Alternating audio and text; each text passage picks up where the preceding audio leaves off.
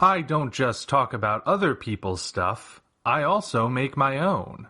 Books in particular. To date, I have 4 books you can check out on Amazon. Operation Red Dragon: The Kaiju Wars Part 1, Occult Mafia, Emerald of Maddox City, and the short story collection Assorted Absurdities, Tales of Kaiju Punk and Other Genres. Hop on down to the description for Amazon links to all 4 books. Enjoy whichever ones you read, and enjoy the video. Hello, ladies and gentlemen. I'm the Omni viewer, and of all the things to stir the pot in the Godzilla fandom, you wouldn't think it would be the release of a new collectible. And yet, just one simple statue that costs 4 digits to buy has made a lot of members of the Godzilla fandom, well, let's not get ahead of ourselves. In order to understand what's going on, let's look at the full story. Back in 1998, Roland Emmerich and Dean Devlin, under the TriStar banner, made the first live-action American Godzilla movie. And it was a disaster. Mainstream audiences were largely indifferent. Critics and Godzilla fans alike ripped it to shreds. The monster at its core bore so little resemblance to Godzilla that most fans started referring to it as GINO, an acronym for Godzilla in name only. The 1998 Godzilla movie went down as one of the worst entries in the entire franchise and one of the worst movies of the 90s. And even though there was a Saturday morning cartoon spun off from it that was better received, the good reception of that cartoon did not make the movie retroactively better in people's eyes. So it remained a black stain on the Godzilla franchise for quite a while. Until the year 2004, when a major change was made. For the 50th anniversary film Godzilla Final Wars, Toho announced that the 98 Godzilla would be making an appearance. Except it would not be called Godzilla anymore.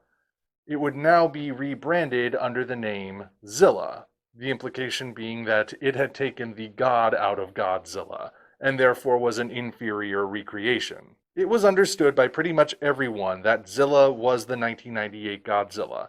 They didn't just look pretty much the same, they also had the same sound effects and abilities. Every shot in the movie was somehow paying homage to what the 98 Godzilla did in the movie. The DVD menu for the American release of Final Wars labeled the chapter on the chapter menu that brings you directly to the fight between Zilla and Godzilla, Pretender to the Throne, followed by a crack from the Exilian controller about it being a tuna fish eater. It was basically understood.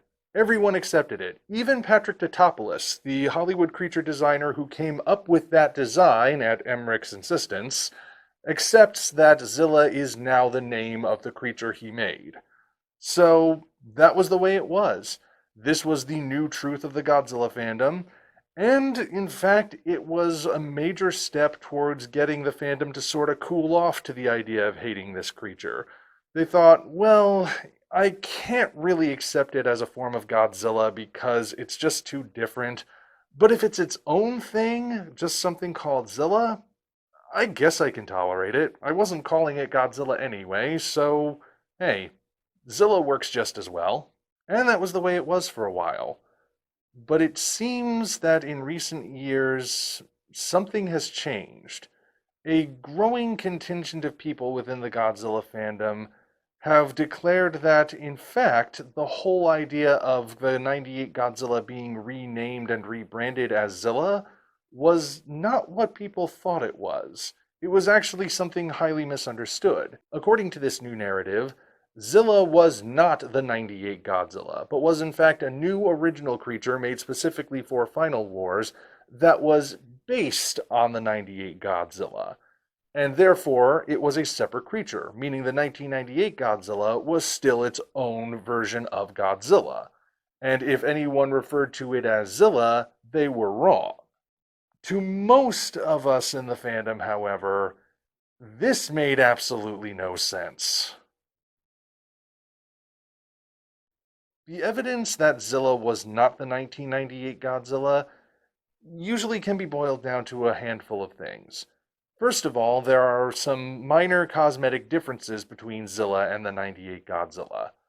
And of course, the image in the trademark stamp is slightly different. Similar posture, but slight variations in certain details, just like with the actual designs. The main source for this difference, of course, is the fact that the way they made Zilla was by taking a figure from the Trendmaster's action figure line for the movie and scanning it into a computer. They were using a literal representation of the 1998 Godzilla to make this creature. So obviously the action figure isn't going to look exactly the same, but it still represents the 1998 Godzilla. As for the variation in the trademark, that's not really strong evidence of anything either, because the trademark images, they only mean so much. Think about this. The Mechagodzilla trademark image is the Heisei Mechagodzilla, as you can see here. And yet, this image is used to represent all of the Mechagodzillas. Not just the Heisei one, but the Showa one, and Kiryu, who is actually so different from the other Mechagodzillas that he has his own name. Or you have the trademark image for Biollante, which looks like some sort of disproportionate caricature rather than an accurate representation. And then we get to Godzilla himself. Can anyone tell me which design this is supposed to be? The original, the 1960s one, Heisei, or maybe it's just an image that looks vaguely enough like Godzilla that it can represent any of them at any point. And if the trademarks really are the definitive proof that Zilla and Godzilla 98 are separate creatures, then there is no such monster as Kaiser Ghidorah. What, that thing? That's not Kaiser Ghidorah. That's Monster X2, and I can prove it to you. If you have a copy of Godzilla Final Wars physically on DVD or Blu-ray or something, or you have one of the IDW comics in which these creatures appear, go get them now, check the trademark stamps. If you see a trademark that says Kaiser Ghidorah on any of them, I will eat my hat on a live stream. Well, did you get them? Did you look? It's not there, is it? You see a trademark for Monster X and a trademark for Monster X2, but you don't see one for Kaiser Ghidorah, because Kaiser Ghidorah was actually trademarked under the name Monster X2. The reason for that was because they wanted to keep the reveal of it being a new variation of Ghidorah a surprise.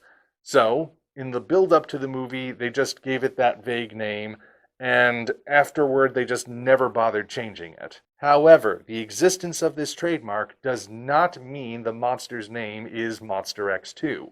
The intention is that its name is Kaiser Ghidorah. And so, that is what we call it.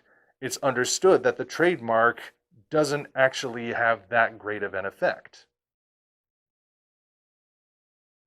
Nevertheless, the debate has raged on, with people insisting that the 98 Godzilla is not the same creature as Zilla.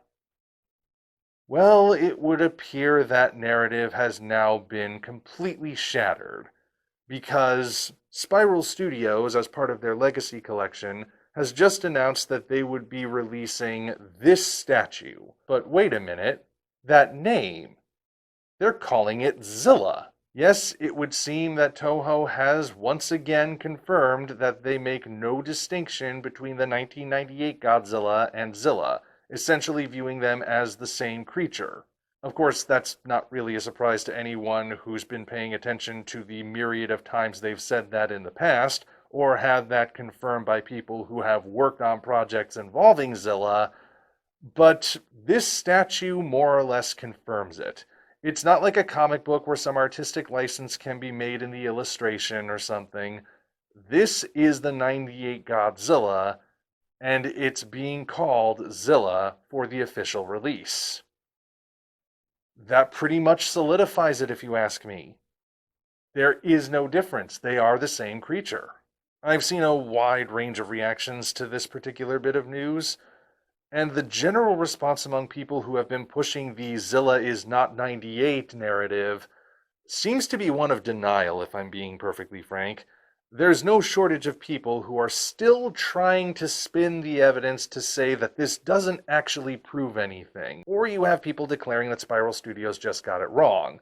Except that's not really the case, and apparently Spiral Studios has been catching some flack for it, so much that they actually had to release a statement about it, basically telling people not to complain to them about this decision. The real question, though, is why is this such a big deal?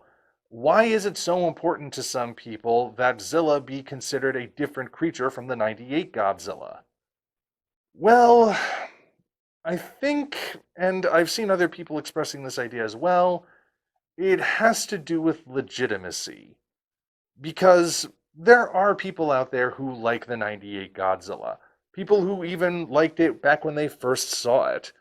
And, you know, they might have seen it when they were kids, but now they're grown up and they have the ability to express their opinions to the world on any major internet platform. Something that simply did not exist to that capacity back in 1998. However, it has been declared by Toho that the 1998 Godzilla doesn't count as Godzilla, hence why it was renamed. This is viewed as a slight. Fans of the movie want their Godzilla to be a legitimate version of Godzilla, but if the official word is that it's not legitimate, that somehow lessens the movie. As far as they're concerned, anyway. So, if they can convince the world that it's not really the case that the monster was renamed, if they can cast doubt on the idea that these two monsters are the same thing, they get to keep the legitimacy of the 1998 Godzilla as an actual Godzilla. But this recent announcement doesn't support that idea, hence the strong response in opposition to it. You know, this actually reminds me of a classic episode of In Search Of that was about Noah's Ark. And Leonard Nimoy's narration at the end said, and I'm paraphrasing a bit here, even if the Ark was discovered, as in an actual 40-cubit-long, pitch-covered wooden boat on Mount Ararat, believers would say, "We told you so," and the skeptics would still cling to their doubt. That kind of feels like what's happening here. I've always thought that when it came to defending the '98 Godzilla, choosing this particular hill to die on was a weird choice. And now people seem to realize that they actually might die on that hill and they don't want to go quietly. Hence why there's still a lot of spinning and denial and all of this other stuff. Look, I don't mean anything against people who do like the 1998 Godzilla. I disagree, I think it's a bad movie, but if you like it, great. My advice, however, is to just let this one go. This particular narrative is dead. The 1998 Godzilla design has the name Zilla attached to it in an officially licensed product. There's no getting around that. If you can find another way to defend the '98 movie, then go for it. I'm sure there must be a way. Don't ask me what it is. Like I said, I still don't like that movie, but I'm sure there must be something. But for this particular one, it's not worth it anymore. As for the statue itself, it looks good. It's certainly really big. It's way out of my price range also, but, you know, anyone who can afford it, I'm sure will be very pleased with it. But the fact remains that it is Zilla, and Zilla is the 1998 Godzilla. And I just think that maybe it's time to put this particular debate to rest now. I want to make it clear that my intention is not to attack people who like the 1998 film. If you do, like I said, that's your choice and good for you. But for this particular narrative, the one which says that the monster in that movie is not the same thing as the monster that appears in Final Wars and every Godzilla project onward, that one's done. We have our answer. We've technically had our answer for almost 20 years now, but this just confirms it again. Take my advice, let it go. You don't have to stop enjoying your movie, but this particular one is done. And so am I. Until such time as we meet again, this is the Omni Viewer signing off. Congratulations, you reached the end. If you enjoyed this video, you might want to consider supporting us on Patreon. Of course, the other way to support us is to go to Amazon and check out our books, Operation Red Dragon, The Kaiju Wars Part 1, The Occult Mafia, Emerald of Maddox City, and Assorted Absurdities, Tales of Kaiju Punk and Other Genres. Also check the description for links to DeviantArt and other platforms we operate. Thank you all for watching. We'll see you next time.